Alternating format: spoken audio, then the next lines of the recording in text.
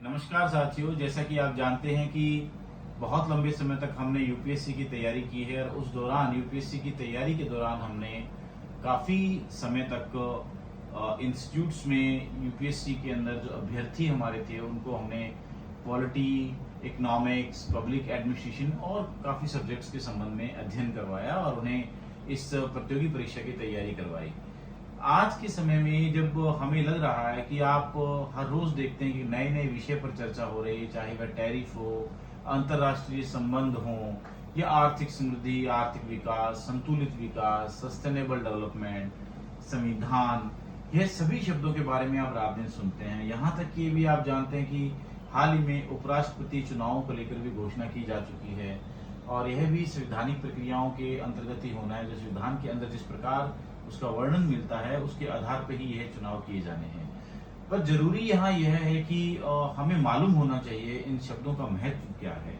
आज यदि आपके सामने कुछ बात आती है कि टैरिफ, क्या आपको मालूम है कि टैरिफ आपको कैसे प्रभावित करेगा? टैरिफ क्या है? टैरिफ क्यों लगाया जाता है एक देश के द्वारा दूसरे देश पे? और जब बात करते हैं भारत या चीन संबंधों की, भारत पाकिस्तान के संबंधों की, अंतर्राष्ट्रीय स्तर पे हम संबंधों की बात करते हैं, रशिया के साथ, रूस के साथ हमारे संबंधों की हम बात करते हैं, अमेरिका अभी यूक्रेन और रशिया वार के बीच में मध्यस्थता कर रहा है, यह सब क्या है? तो हमारे मन में ख्याल आए क्यों ना हमें इन सब बातों की जानकारी इस देश में रहने वाले समस्त नागरिकों को देनी चाहिए। क्योंकि आप जैसे कि मेरे बारे में अभी मैंने आप बताया कि यूपीएससी की तैयारी हमने बहुत लंबे समय तक की, यूपीएससी में तैयारी कर रहे अभ्यर्थियों को हमने इसका अध्ययन करवाया। यहाँ तक कि हम खुद भी गत 3 वर्ष तक state commissioner government of Rajasthan में दिव्यांगजन आयुक्तालय में कार्यरत रहे और इस दौरान हमने सिविल कोड की जो शक्तियां थी उसके अंतर्गत हमने काफी निर्णय भी दिव्यांगजनों के लिए दिए और एक सिविल जज की भूमिका में भी हमने यह कार्य किया और गांव-गांव क्षेत्रों में जाकर काफी भ्रमण किया, दौरे किए, वहां पर दिव्यांगजन अधिकार अधिनियम की जानकारी देने के प्रयास किए, किस प्रकार सरकारें काम करती हैं उसके बारे में हमने जानकारी दी। आज हम चाहते हैं कि आपको इन समस्त बातों को मालूम होना चाहिए। इसी विषय को, अपनी बात को मैं ज्यादा लंबा ना खींचते हुए यही कहना चाहूंगा, इन्हीं सब विषय पर आने वाले समय में हम संविधान के बारे में आपको कुछ जानकारी देंगे कि संविधान क्या है, संविधान की प्रस्तावना क्या कहती है, संविधान कैसे आया, संविधान को लागू कैसे किया गया, संविधान किन प्रक्रियाओं से होकर गुजरा, संविधान में कितने अनुच्छेद हैं, संविधान हमें किस प्रकार केंद्र और राज्य की सरकारों को चलाता है, यहाँ तक कि स्थानीय सरकारों के बारे में भी उसमें क्या विवरण मिलता है, अनुसूचित जनजातीय क्षेत्रों में किस प्रकार सरकारें काम करती हैं। आप अलग अलग आर्टिकल्स आप देखते हैं, या नॉर्थ अगर हम इसकी बात करें, वहां कर जो राज्य हैं उन राज्यों के अंदर किस प्रकार कानून कार्य करता है, आज केंद्र और राज्य की सरकारों के बीच में संबंध क्या है, राज्य सूची के विषय क्या हैं, केंद्र सूची के विषय क्या हैं,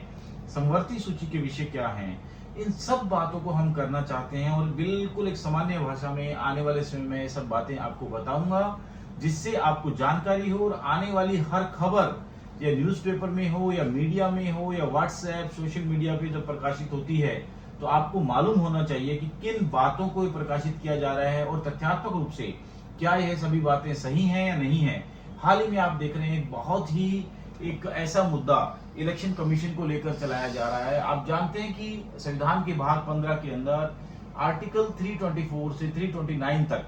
चुनाव आयोग की कार्य शक्तियां, उसके प्रारूप, उसके संगठनात्मक ढांचे के बारे में जानकारी दी गई है। पर हमें मालूम होना चाहिए कि चुनाव आयोग कैसे कार्य करता है। चुनाव आयोग के अंदर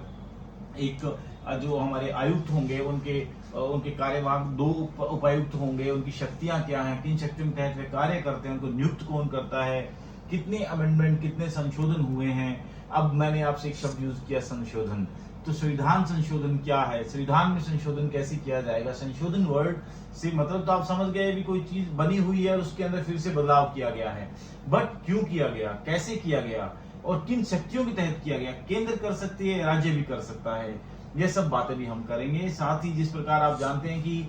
आज राज्य है, नए राज्य किस प्रकार बनते हैं, नए राज्यों के नाम में परिवर्तन किस प्रकार किया जाता है, यदि किसी जिले के नाम में परिवर्तन किया गया, शहर के नाम में परिवर्तन किया गया, क्या केंद्र और राज्य के अंदर केंद्र की सरकारों की अनुमति की आवश्यकता है इसमें? क्या राज्य सरकार अपने स्वयं के स्तर पर इसके ऊपर कार्य कर सकती है? तो हम चाहते हैं कि हमारे द्वारा आने वाले समय में जिस प्रकार भी यह व्याख्यान दिया जाए अलग अलग विषयों पर, समसामयिक मुद्दों पर या विषय के ऊपर, या अलग अलग विषय जो आज समसामयिक हमारे सामने रोज आते हैं मीडिया के माध्यम से, न्यूज़पेपर के माध्यम से या राजनेताओं के माध्यम से, उनसे हम आपको अवगत कराएं, यह हमारा मानना है। तो अब हम चाहते हैं कि आने वाले समय में यह सब विषयों की जानकारी हम आपको दें, और जल्द ही हम इसके ऊपर संविधान और अलग विषयों के ऊपर एक श्रृंखला शुरू करने वाले हैं, जो समस्त विद्यार्थियों के लिए, आमजन के लिए, व्यवसायी के लिए, और यहाँ तक कि मैं यूँ कहूँगा कि राजनीति के क्षेत्र में जो लोग अपना एक अलग से अपना एक कहते हैं ना कि जाना चाहते हैं, कार्य करना चाहते हैं, उन सब के लिए हम आशा करते हैं कि हमारे द्वारा यह जो भी बातें या जो भी व्याख्यान हमारे द्वारा दिया जाएगा इन विषयों पर, यह बहुत बहुत आप सबके लिए उपयोगी सिद्ध होगा। धन्यवाद, नमस्कार, जय हो।